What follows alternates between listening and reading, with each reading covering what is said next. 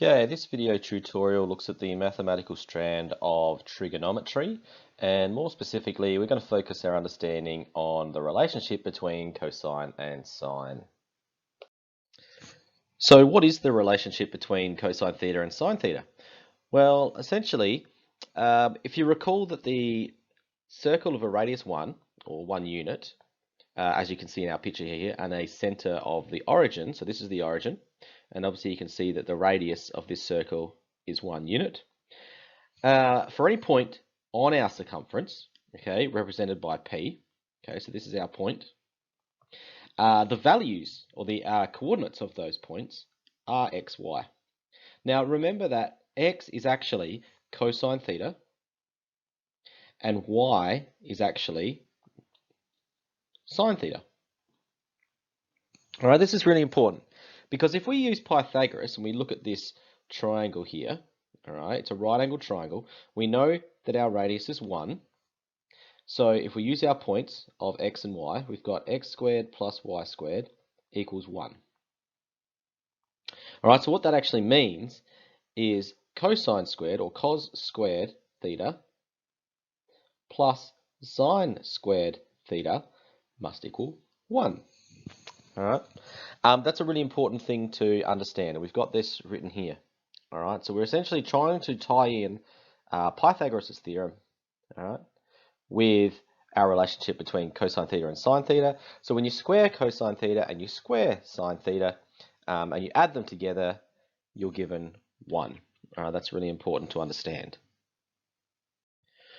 Okay, so here's an example question of how we can use that understanding of cosine squared theta plus sine squared theta equaling 1. All right. It says find a possible exact value for sine theta when cosine theta is a half. Now, if cosine theta is a half, all right, we basically start with our formula, which we've just figured out from the previous slide. We then substitute, all right, our value in, and in this particular case, it says cosine theta is a half. So we square what cosine theta is, becomes a half. And then we simply just solve our equation. Now, obviously, a half squared is a quarter. That's where we get this. We would take a quarter from both sides. Take a quarter from both sides. That would cancel there. Obviously, 1 whole, take a quarter. 1 whole can be written as 4 quarters. So 4 quarters take 1 quarter. That's how we get 3 quarters. And then, obviously, to get rid of the squared, we need to square root everything. All right, so sine theta becomes plus or minus the square root of 3 over 2. Now, the reason for that, just wanted to identify this, is that when you square root, okay, 3 quarters, this is actually the same as the square root of 3 over the square root of 4. Now, the square root of 4 is 2, so this becomes square root of 3 over 2. And remember that when you're square rooting something, you can actually have a positive answer or a negative answer. All right, because a negative times a negative is also a positive. And when we look at our circle, our example here, we can find out that there's actually, the reason we have plus or minus, okay, plus or minus, is because we actually have 2 values it could be. We've got one here at the bottom of our circle and one here at the top of our circle. In that last example question, we looked at 2 different quadrants. So we were actually looking at the first quadrant and the fourth quadrant, where we're using cosine theta as a half. Now, recall from your previous mathematics lessons that there are, in fact, 4 different quadrants.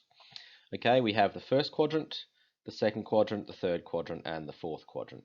All right, now these are really important to understand how the relationship between sine theta and cosine theta is going to change. All right, but if we know the quadrant which theta lies, so our angle lies, right, remember we're going anti-clockwise here. Anti-clockwise. If we know which quadrant our angle lies in, all right, then we can identify whether our answer is going to be a positive or negative. Remember in our previous example, we had plus or minus the square root of 3 over 2. Well, that's because we had 2 different quadrants. All right, now if theta was in our first quadrant, all right, if theta was in the first quadrant, then our answer would be positive root 3 over 2. But if it was in our fourth quadrant, all right, then it would have been negative root 3 over 2. All right. And the reason for this is, if you look at our little picture with our turtles here, all right, this sort of tells us which quadrant we have positive answers and which quadrant we have negative answers. So in our first quadrant here, all our answers are positive. Okay, all of them are positive. Positive for all. Great. In our second one, we actually have a sign being positive, but the rest are being negative. In our third quadrant, sine is negative, cos is negative, all right, but tangent is positive. And in our last one, the C represents the cosine being positive, but obviously sine would be negative if our angle was in this quadrant. Now we're going to look at an example question next, which might explain that a little bit. So we're looking at the example question. It says, find the exact value for cosine theta if sine theta is 3/4. All right. And theta, or our angle, happens to fall in to the between 90 degrees and 180 degrees. So remember that this is our first quadrant, this is our second quadrant, this is our third quadrant, and this is our fourth quadrant. We know that in our first quadrant, all values are positive, all positive. And in our second quadrant, we've only got sine that's positive, sine that's positive. All right, that means that if we're trying to find cosine, we know that cosine is going to be negative in this particular question. Obviously, our third quadrant, tan is positive, but everything else is negative. And in our fourth quadrant, cosine is positive, and everything else is negative. So this just means sine would be negative here. All right, so we're actually looking in our second quadrant. We know that because our second quadrant lies between 90 degrees. So remember, this is 0 degrees, 90 degrees, 180 degrees, 270 degrees. All right, so we're actually looking between 90 and 180, which is going to tell us that our cosine value is going to be negative. Now, we know it's negative. All we need to do is substitute our value of sine back in. All right, we've got our rule that we came up with at the start. Remember, at the start of this video, we came up with this. This is the relationship. We then substitute our 3/4 back in where the sine squared is. Obviously, when we're squaring 3/4, this 2 belongs to the 3 and the 4, so 3 squared becomes 9, 4 squared becomes 16, which is how we get this value here. We then need to take away 9 over 16 from both sides. Again, when we've got one whole is actually 16 over 16, so we're taking away 9 over 16. That's how we end up with 7 over 16. The square root symbol means that we have to square root everything. Sorry, the squared symbol means we have to square root everything. That's where we end up with the square root of 7 over 4, because remember, this is actually the square root of 7 over the square root of 16. All right, that's how I go from here to here. Square root of 16 then becomes 4. All right, we know it's plus or minus, but because it lies in quadrant 2, it has to be a negative, because that's what we've talked about over here. So therefore, our answer for cosine theta is negative square root of 7 over 4. Okay, so here are some practice questions I'd like you to have a go at. Please feel free to pause the video. Once you think you've got the correct answers, continue the video and we'll see how you went. Okay, so let's have a look and we'll see how you went.